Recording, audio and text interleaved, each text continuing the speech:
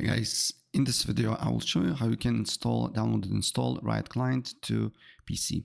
Quite easy and straightforward. Let me show how. First of all, what you need to do here is you just need to go to riotgames.com and then you need to scroll down a bit until you see game. So select the game that you want to install and press on it, and then press play for free, and then select platform, and then press download. And as you can see here, it's downloading. And then you just need to press on it and install your preferred game. You should see install button. You just need to press on it and wait until installation process is done.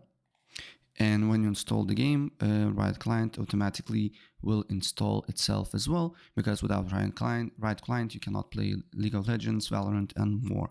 So yeah, that's pretty much it what you need to do here if you want to install a Riot client. And if I helped you out, please press like and subscribe for more. Take care.